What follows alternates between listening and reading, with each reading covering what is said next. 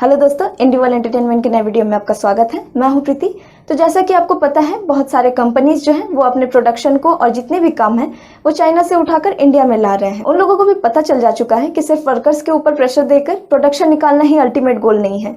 अगर वो देश उन पैसों का गलत कामों में यूज करता है तो ऐसे प्रोडक्शन का कोई फायदा नहीं है। दुनिया को उससे रिस्क है और दुनिया को उससे हानि ही पहुंचेगी। On the other hand, India और वियतनाम जैसे देश इससे बिल्कुल अलग है। वो चाइना की तरह प्रोडक्शन निकालने के लिए अपने वर्कर्स के साथ बदसलूकी नहीं करते। चाइना उन पर प्रेशर डालकर जो प्रोडक्शन निकालता है और उससे जो प्रॉफिट आता है वो उसको दुनिया को हार्म करने के लिए यूज करता है।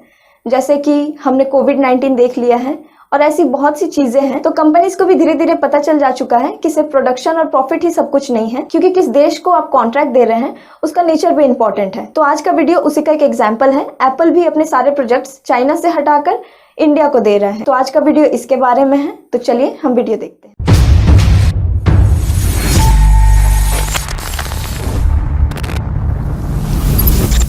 एप्पल चाइना के सेंटर से दूर अपनी सप्लाई चेन में डाइवर्सिटी ला रहा है।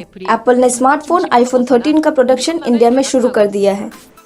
그러면서 애플은 인도에서 इन रिसेंट ईयर्स कोविड-19 के स्प्रेड के कारण चीन में कारखानों को बंद कर दिया गया है, 중국 जिससे विभिन्न प्रोडक्ट्स की सप्लाई करना मुश्किल हो गया है। रॉयटर्स जैसे फॉरेन मीडिया के अकॉर्डिंग 12 अप्रैल से एप्पल अपने कुछ आईफोन प्रोडक्शन जो चीन में है उसे भारत से ही दूसरे स्थानों पर ले जा रहा है। 12일 로이터 통신 등 외신에 따르면 애플은 중국의 아이폰 생산 일부를 인도를 포함한 다른 곳으로 옮기고 있습니다. Market research firm Counterpoint research के अनुसार चाइना की ग्लोबल प्रोडक्शन में एप्पल का शेयर पिछले साल की तुलना में 95.3% थी, जो बिल्कुल अधिक है।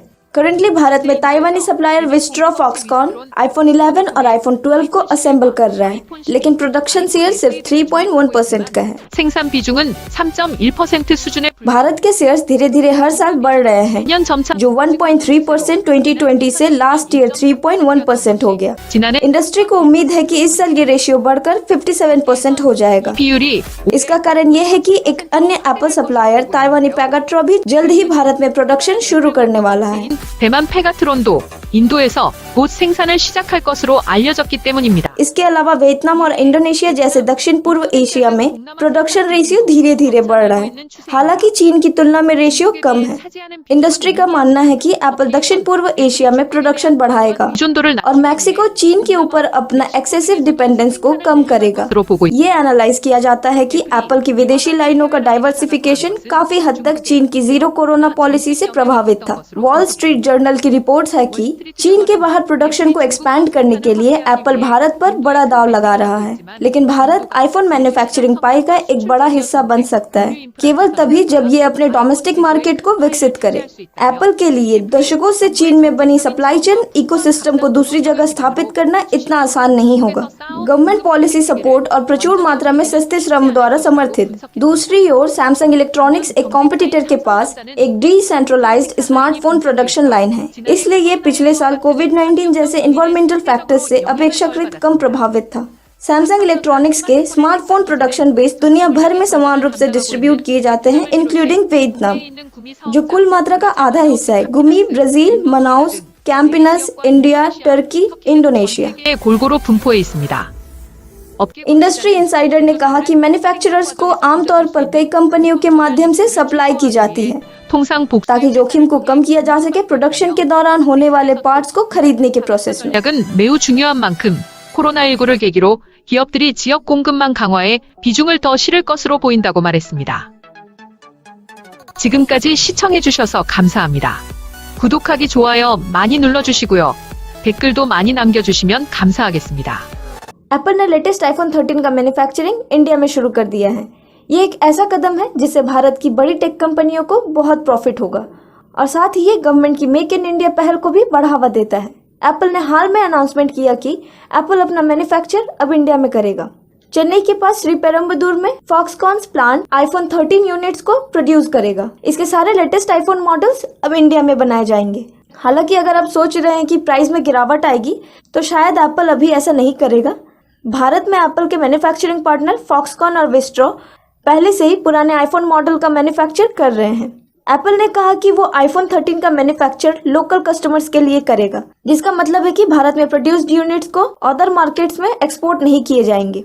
करेंटली इंडिया 1.16 बिलियन ग्राहक के आधार के साथ वर्ल्ड का सेकेंड लार्जेस्ट टेलीकम्युनिकेशंस मार्केट है। भारत में 2025 तक $1 ट्रिलियन की डिजिटल इकोनॉमी होने की उम्मीद है। ये भी अनुमान लगाया गया है कि 2023 से 2040 तक 5G टेक्नोलॉजी लगभग $450 बिलियन इंडियन इकोनॉमी में कंट्रीब्यूट करेगी। As per GSMA, India globally दूसरा सबसे बड़ा स्मार्टफोन मार्केट बनने की ओर है। ग्लोबली 2025 तक लगभग 1 billion installed devices, 920 million unique mobile ग्राहक होने की उम्मीद है, जिसमें 88 मिलियन 5G कनेक्शन शामिल होंगे। वीवो 19% शेयर के साथ 2021 में 5G स्मार्टफोन ब्रांड के रूप में उभरा। 2021 में इसकी Y सीरीज के स्ट्रॉन्ग परफॉर्मेंस से 2% की वृद्धि हुई और V सीरीज तो आज भी ऑफलाइन मार्केट में लीडिंग प्लेयर है। ओप्पो ने 2021 में 6% ईयर ओवर ईयर ग्रोथ के साथ 5वां स्थान हासिल किया। वन प्लस ने 2021 में 5 मिलियन का आंकड़ा पार करते हुए अपने हाईएस्ट शिपमेंट पर पहुंच गया। Xiaomi ने 24% शिपमेंट शेयर के साथ मार्केट को लीड किया। ये ब्रांड भी अपने हाईएस्ट शेयर में पहुंच गया।